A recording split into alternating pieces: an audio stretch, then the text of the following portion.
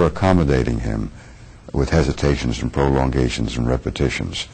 The young stutterer was not aware that's very normal, and now he saw the underpinning and the reality, but he wasn't sure that was it.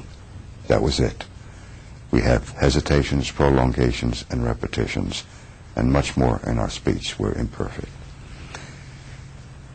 I want to address something that is important. Join with me. Wendell Johnson was a great, great person. He said that stuttering, in a sense, is in our mind, in our definition of stuttering, and that speech is imperfect, and that we create stuttering all too often. In the 70s, they moved away from that position to go to the genetic concept, neurological cause of stuttering. And the view is that there are no cures of stuttering. Bill Walton is a former stutterer. He speaks very well. If you listen to him, he was a great basketball player, and he's a gifted speaker now. I work with individuals who have been stutterers and no longer are. One of the stories I want to tell you is of the individual who graduated from Stanford University, and his father gave him to me. That was the gift. Gave me to him, rather. And the father asked me to see his son and help him with his stuttering. I worked with the son for approximately 6 months and changed his image of what normal speech is. He thought that hesitations, prolongations, and repetitions were stuttering. By getting him to hear normal people speak on radio, not the anchors, but people who are normal. And the anchors are not normal. They're beyond us. They live in another world. They read their scripts, they rehearse their scripts, and they try to be letter perfect. They're not always letter perfect, but they work at it hour after hour. Stutterers are unaware that people such as the anchors are repeating their scripts, thinking that it's just off the cuff, as they think that movie writing or movie scripts and actors talk off the cuff. They're memorizing their lines and get it down hour after hour.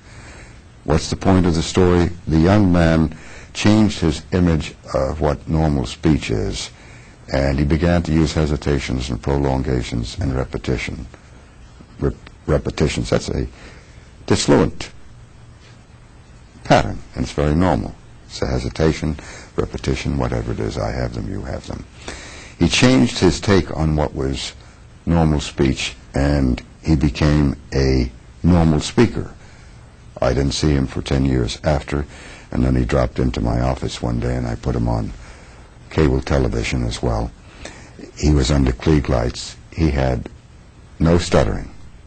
He was normal. He had hesitations, prolongations, which nobody would realize is stuttering, and he didn't accept it as stuttering. He went on to become a gifted speaker in his field.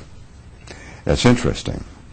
Bill Walton is a gifted speaker and was a severe stutterer, I understand. Can stuttering be overcome? Yes. Why am I concerned with secret stuttering? The title of the program. I find that many individuals are secret stutterers. They believe they're stutterers. Going back to Stanford University, when the young lady was in the group, there were about maybe 60 people in that group at the time, and I asked about her speech, and she had hesitations and prolongations and repetitions. I asked her, was she aware of those hesitations, prolongations, and repetitions? And she broke down within a few moments. Unintentionally, I created the situation. She broke down sobbing. And she said that she always knew that she was a secret stutterer. She wasn't a stutterer, but she didn't have the idea of what normal speech is and what stuttering is about. So even those in the field of speech pathology, my field, may be lacking the awareness of what normal speech is about. Wendell Johnson tried to bring that awareness to us in 1939, and the study now has been, I believe, valued out of proportion and reality. My experience was in 1957. Wendell Johnson's experience was in 1939.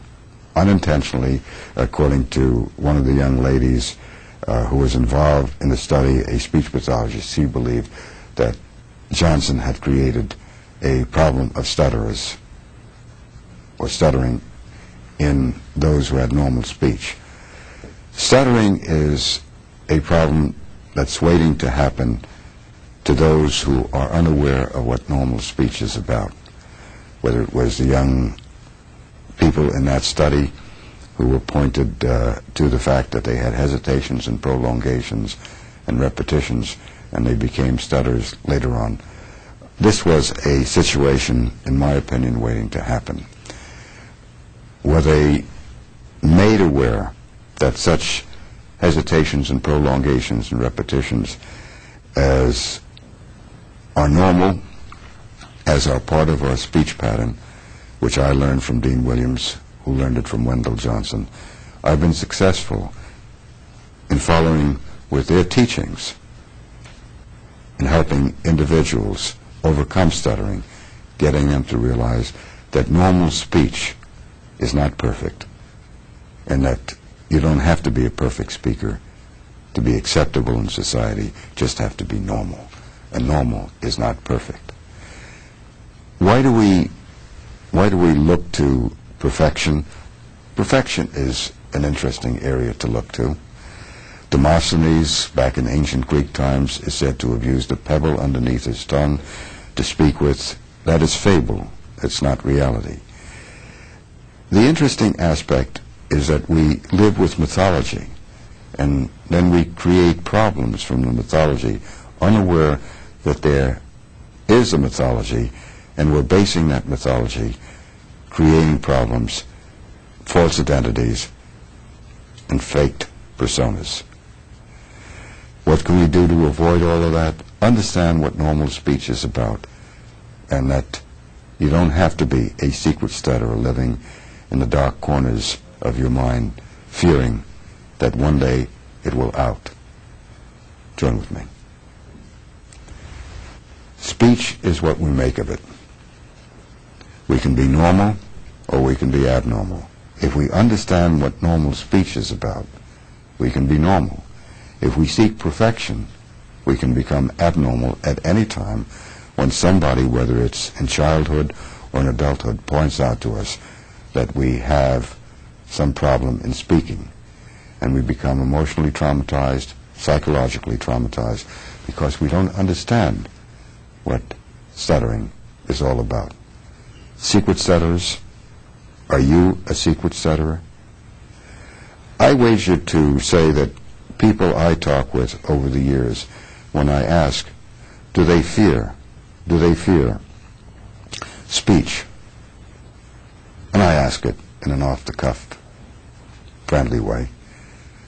I all too often hear people think and say, you know, I think I might be a stutterer. And I ask them why they say that. And they say, I do that a lot. And I repeat. And I said, that is not stuttering. Let me give you the idea of what stuttering is. There's a very clear line between stuttering and normal speech. If you machine gun the word, you're machine gunning, that's stuttering. That's if I say the word, I repeat it. If I say like that, that is not stuttering. That's normal. I can repeat. Maybe I could say that. Woody Allen does a lot of that. Yeah, maybe I would. We don't consider him a stutterer. We don't consider some of the outstanding speakers in our society stutterers because they repeat. Jimmy Stewart used to do that, but he wasn't thought of as a stutterer. It was a pattern that we liked. Modest, friendly, warm, outgoing. If you do that, that's stuttering. That's preforming the lips